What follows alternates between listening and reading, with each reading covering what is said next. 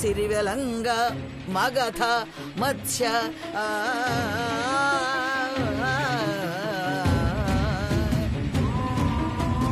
తమ్ముడు వాళ్ళేరి? బయట ఉన్నారు. ఇంకా బయట ఉన్నారనుకుంటున్నావా? అక్కడ చూడు.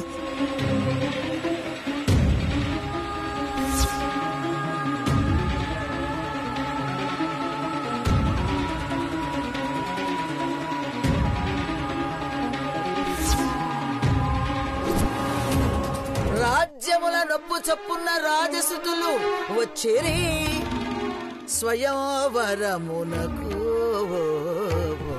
అలా ఎక్కడెక్కడ వాళ్ళంతా కూడా రాజకుమారులు మిథిలా నగరం ప్రవేశం చేశారు. బారులు తీర్చి కూర్చున్నారు.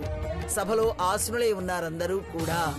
ఆ సమయంలో ఎప్పుడైతే అందరూ కూర్చొని ఉన్నారో రామచంద్రమూర్తి యొక్క చిత్రపటాన్ని చూచి ఆశ్చర్యపోయింది. మల్లిక మాలిక సరళ ఎంత బాగున్నాడో చూడండి.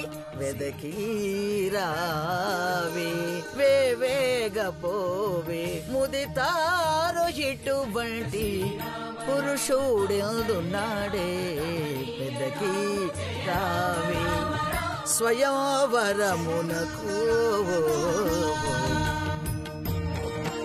ఒక ఆయనకి జబ్బలు జారాయి. బర్బరరాజుకు గుండెలు పగిలిపోతున్నాయి ఆ శివధనుస్సును చూసి. అమ్మ బాబోయ్, ఈ శివధనుస్సును ఎవరు ఎత్తలేరు, మన వల్ల కాదు నాయనా. సర్వరాజుల సమక్షంలో శివధనుస్సును ఎక్కుపెట్టి జానకిని చేపట్టు లే అనేటప్పటికీ పురుషుడెందున్నాడే పెద్దకి రావే. ఎక్కడెక్కడ వాళ్ళంతా కూడా రాజకుమారులు మిథిలా నగరం ప్రవేశం చేశారు. ఎవరి బాలకుమారుడు కన్నవారలు ఎంత ధన్యులో శంకరు ధనువేకిడ తలకొను వీరుని కన్నవారలు ఎంత ధన్యులో. ఆహా, ఈ పిల్లవాణ్ణి కన్నటువంటి తల్లిదండ్రులు ఎంత అదృష్టవంతులో కదా. నిజంగా ఆ శివధనస్సు ఆ పిల్లవాడు ఎక్కువ పెట్టినా పెట్టకపోయినా జానకి తగిన భర్త అంటూ ప్రతి ఒక్క రాజులు కూడా అలా ఎప్పుడైతే ఆశీస్సులు అందిస్తూ ఉన్నారు. సీత మెడలో ఎప్పుడైతే రామచంద్రమూర్తి అలా దండ వేశాడో అందరూ కూడా ఆనంద చెక్కుతలే పొంగిపోతున్నారు. సీతారాముల కళ్యాణము చూతమురారండి, శ్రీ సీతారాముల కళ్యాణము చూతమురారండి.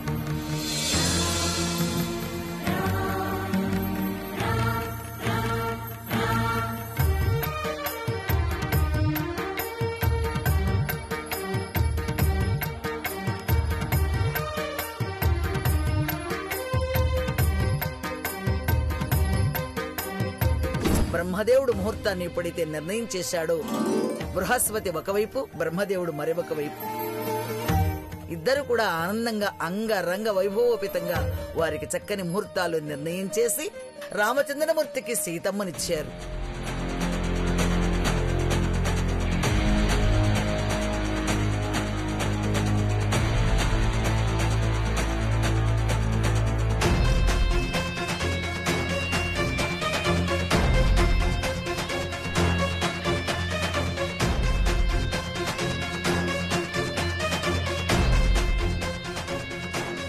మాండవీదేవిని భరతునకు అలాగే శత్రుఘ్నునకు శృతకీర్తినిచ్చి అంగరంగ వైభవోపేతంగా కళ్యాణాన్ని జరిపించారు.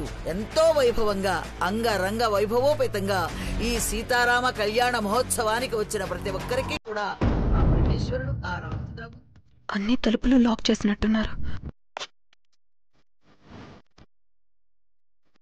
ఆయురారోగ్య భోగభాగ్యాలిచ్చి సర్వదా కాపాడుగా కానీ ప్రార్థిస్తూ ఉన్నాను.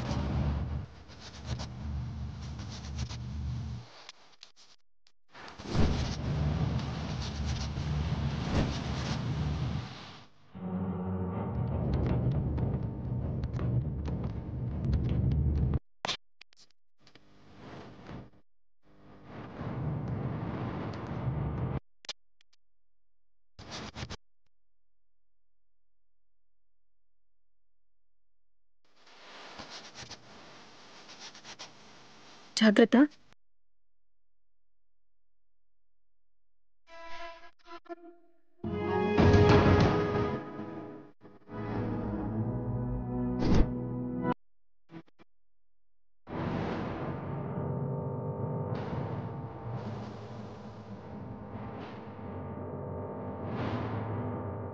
తన భార్య కైకమ్మకిచ్చిన 2 వరాలు కాదనలేక కన్నబిడ్డను అరణ్యాలకు పంపించాడు దశరథుడు. 14 ఏండ్లు సహధర్మచారిణి అయిన జానకమ్మ భర్తను అనుసరించింది. అన్నయ్యకు వదినకు సేవలు చేసి తరించాలి అనే ఉద్దేశంతో లక్ష్మణుడు కూడా వారి వెంట వెళ్లారు. అరణ్యాల్లో అనేక కష్టాలు పడుతున్న సమయంలో ఆ దుర్మార్గుడైనటువంటి రావణాసురుడు సీతమ్మను తీసుకువెళ్ళాడు. అత్తయ్య ఎక్కడికి? పాలల్లో తోడువేయడం మర్చిపోయాను. దానికి మీరెందుకు? నేను వెళ్తాలేండి. అవసరం లేదులే, వెళ్ళు. అమ్మా పద.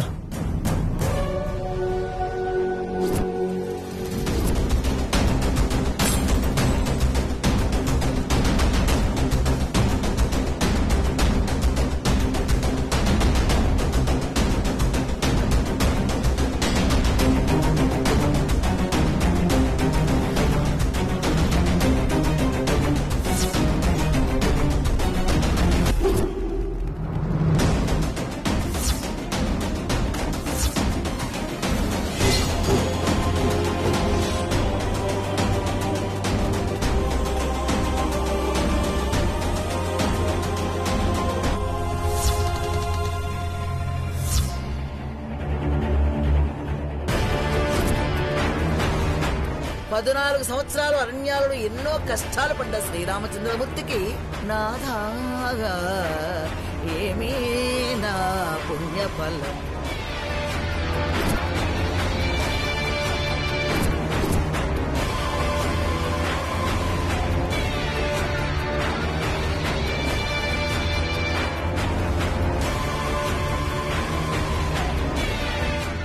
ఇంకా ఇక్కడే ఉన్నావేంటే? రా రా.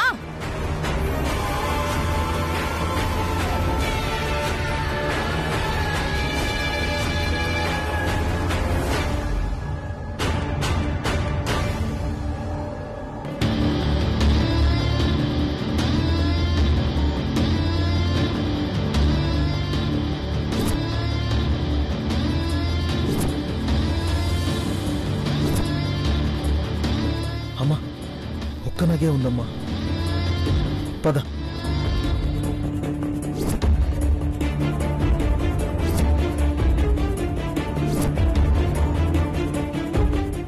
స్వామి మీ కటాక్షమునా ఏమీ ఆ రూమ్ లో ఉందేమో చూద్దాం, పద పద.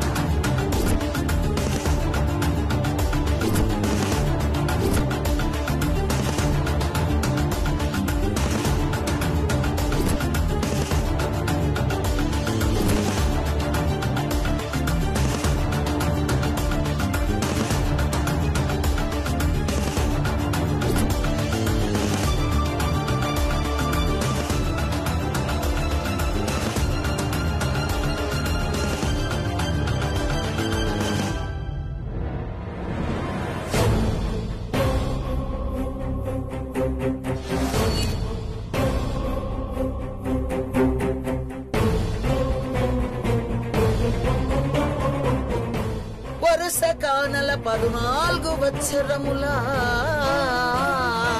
తిరిగి తిరిగి నీ కొర్క తీరకునికి మరల నన్ను కోరుచుంటివా ఈ మాట్కి సీత.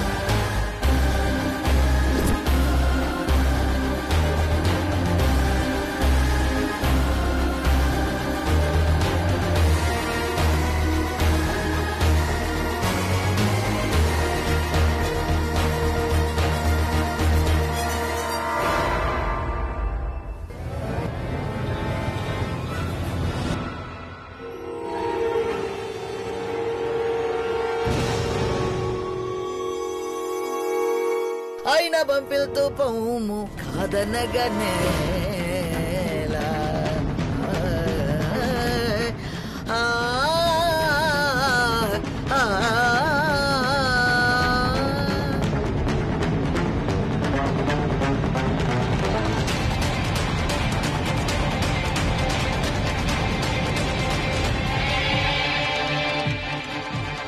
పద.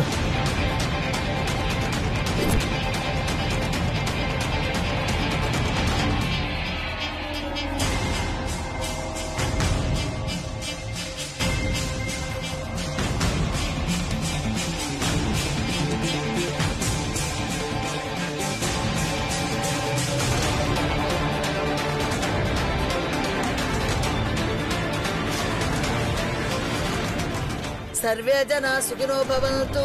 ओम शांति शांति शांति.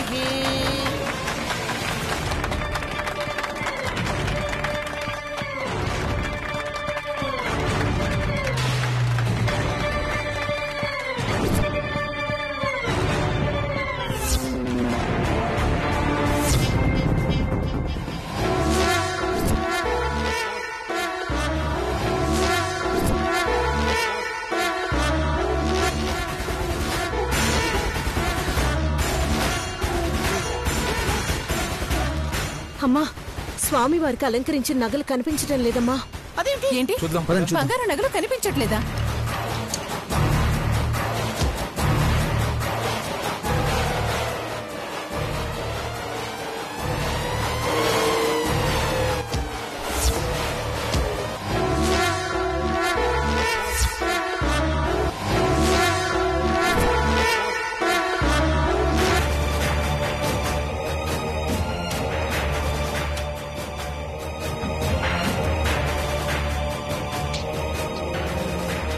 బావా చూద్దారా? పద. అన్నయ్య, నగలు పెట్టే లాక్ చేసే ఉంది. అమ్మా అమ్మా, ఇంట్లో ఉన్న నగలు ఏమవుతాయమ్మా? రాత్రి మనం బయటికెళ్ళినప్పుడు కూడా నగలున్నాయి.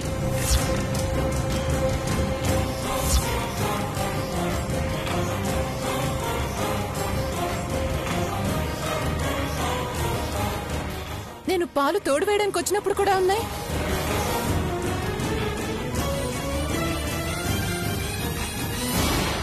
హరికథ వినేటప్పుడు మధ్యలో నేనొచ్చి చూశాను. బంగారం అంతా అలాగే ఉంది.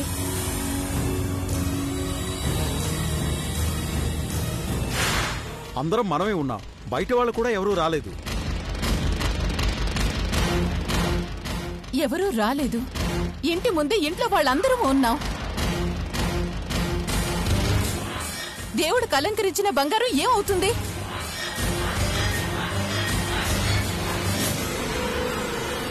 ఖచ్చితంగా ఇది ఇంటి దొంగల పనే.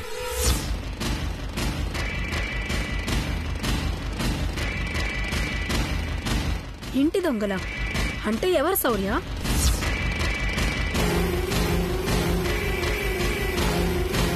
వాడనేది తీసిన వాళ్ళ గురించి. నువ్వెందుకే భుజాలు తడుక్కుంటున్నావు?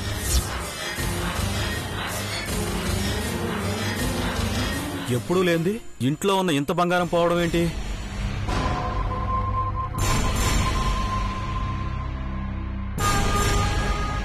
ఆమె చెప్పింది కదా అని బంగారం అంతా తెచ్చిపెట్టాం.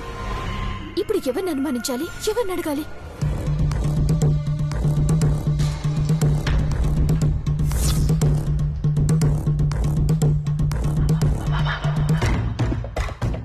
అమ్మో, నా బంగారం అంతా పోయిందే. ఆశపడి ఇష్టపడి కొనుక్కున్న బంగారం. మళ్ళీ అంత బంగారం నేను కొనుక్కోగలనా?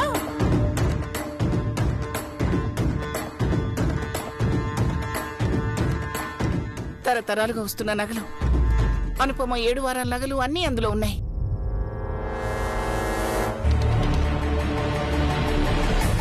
ఎలా మాయమయ్యాయో అర్థం కావట్లేదు.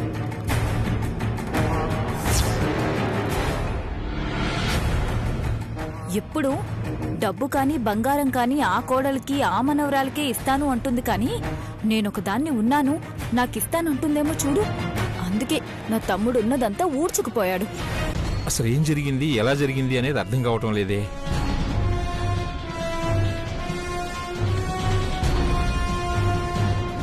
బయట వాళ్ళు ఎవరూ ఇంట్లోకి రాలేదు. మనం అందరం ఇంటి ముందే ఉన్నాం. ఎవరూ రాకుండా బంగారం ఎలా మాయమవుతుంది?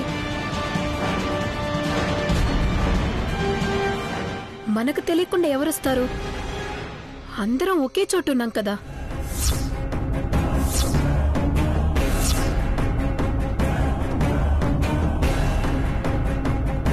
మరే ఆ పని ఈ పని చేస్తూ మేం మీ కళ్ళ ముందే ఉన్నాం కదా.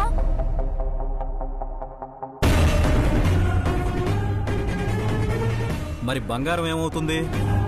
అయినా ఎవరు తీశారా అని మేము ఆలోచిస్తుంటే మీరు తీశారా అని అడిగినట్టు మేమిక్కడే ఉన్నాంగా అంటావేంటి? బంగారం పోవడం వెనక నీ హస్తంగానీ లేదు కదా? అవ్వా, నాకేం కర్మండి? అదేమైనా పరాయి వాళ్ల బంగారమా ఆశపడ్డానికి? ఆ బంగారంలో నావి కూడా ఉన్నాయి కదా. అంత బంగారం ఏమైంది? ఎవరు తీసినట్టు ఆ బంగారం?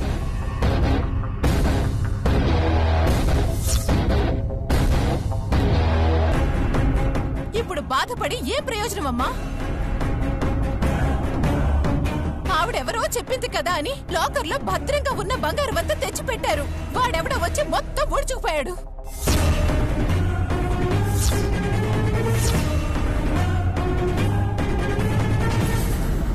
అసలు సీతారాముల వారికి బంగారం అలంకరించాలని ఆవిడ చెప్పడం ఏంటి?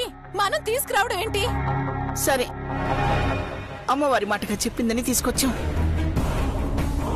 స్వామి కోసం తీసుకొచ్చిన బంగారం ఇలా పోతుందని మేమేమైనా కలగన్నావా?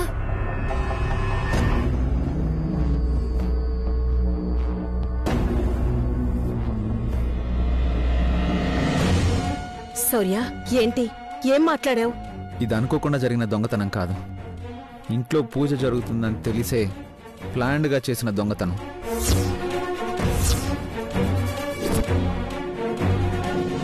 మామూలు దొంగలైతే అందరం ఇంటి ముందున్నాం కాబట్టి వెనక నుంచి తలుపులు పగలగొట్టి కిటికీ ఊచలు వంచి లోపలికొచ్చేవారు. అలాంటి ప్రయత్నం ఏం జరగలేదు.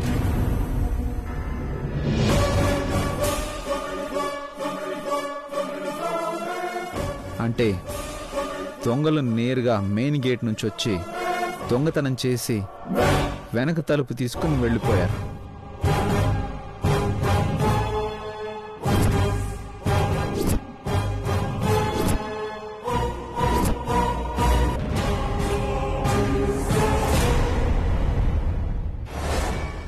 నిజమే కదా? వెనక తలుపులు వేసుండగా బయట వాళ్ళు వచ్చే అవకాశం లేదు. మరి ముందు నుంచి వస్తే మనకు కనిపించాలి కదా అనుపమా. కనిపించకుండా ఊరి జనంలో కలిసిపోయే ఛాన్స్ ఉంది. ఊరి జనం అనగానే మనం ఎవరిని అనుమానించాం కదా. అసలు దేవుడు అలంకరించిన నగలు తీస్తారని ఎలా అనుకుంటాం ఆఫీసర్? బయట వాళ్ళు కాదు అంటే మరి తెలిసిన వాళ్ళు ఎవరు తీసినట్టు? ఇంకెవరు? నాకు తెలిసి ఆ సిద్ధుగడి దొంగతనం చేసుంటాడు.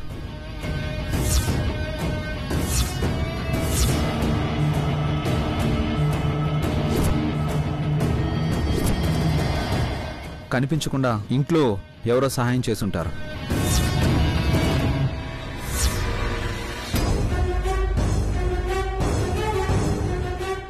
ఇంట్లో అంటే ఇంకెవరున్నారా? ఏవే, నువ్వే కదా బడికి సహాయం చేసింది. నాకేం తెలీదు. అయినా నేను మీతోనే ఉన్నాను కదా, నేనెలా సహాయం చేస్తాను?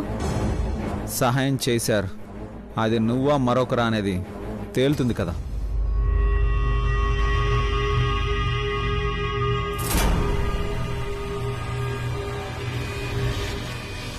మీరన్నట్టు ఈ పని ఆ సిద్ధుదే అయ్యుంటుంది ఆఫీసర్. బంగారం కొట్టేసి ఎటైనా పోవాలని ప్లాన్ చేసుంటారు.